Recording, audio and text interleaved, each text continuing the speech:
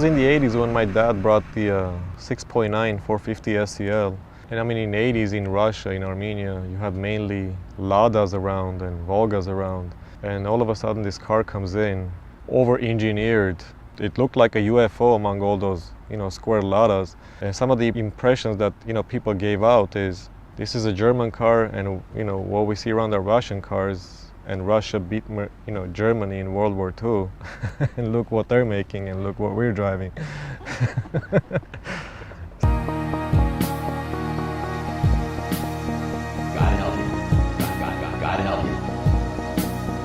My car is a 1989 560 SEC with an AMG conversion.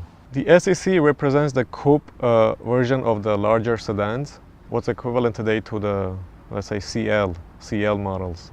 Well, SEC class in general, I would say, it's a very advanced car for the time. They started to work on this car in the late 70s. This car premiered in 80, and they manufactured this car almost the same way up until 91. And that's a long run. I mean, it has classic lines. The design is timeless. You have this open window, pillarless coupe. Just the form on it, just the lines on this car, just, when you look at this car from a side view, it's such an elegant, such a graceful design. Just on the looks of it, I get compliments from car enthusiasts and non-car enthusiasts. I think it was one of the great successes of Mercedes.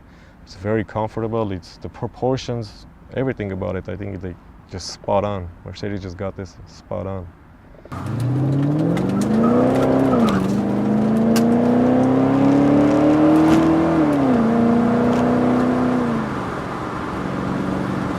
I've had this car for about 8 years. I've enjoyed it. I've always enjoyed my cars. Some people say that it's a collector car, you shouldn't be driving that much, but it's been my daily driver for 8 years. It's been reliable. I mean, I take care of it. I don't let problems to get out of hand. The most unreliable part is the gas, of course. On a very good day, 9-10 miles to the gallon. Of course, if I behave, if I don't, gas it, don't floor it all the time, if I just drive like my mom does, I probably would get 13, 14, but then what's the point of having 6-liter engine in it if you're not gonna use it?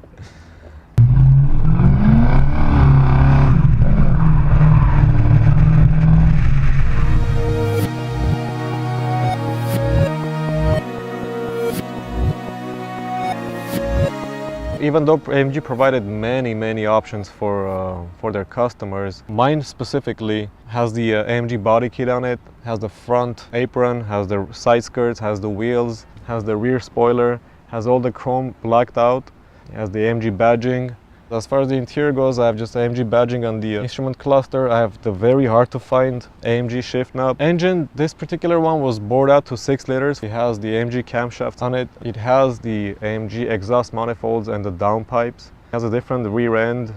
It's just tuned differently. Even the transmission is tuned a little bit differently. If you floor it, it shifts every time it gets to the red line. That's how it shifts.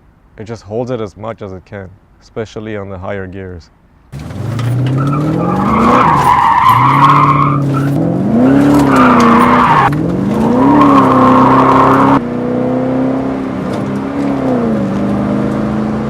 I know a lot of BMW fanatics would disagree, but once you drive a Mercedes, especially like an older Mercedes, once you own them, once you get used to them, they're like a disease that get into you, and you just cannot overlook how well they're put together.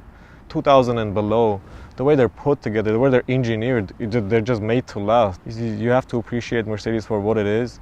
For every 10 years, it had at least 2-3 models that have become legends and collectible cars. So it has a very rich history. Well, first time when I drove this car, it was a sense of accomplishment. I was able to come across by accident, and I finally got, the car that I dreamed of since I was a little kid.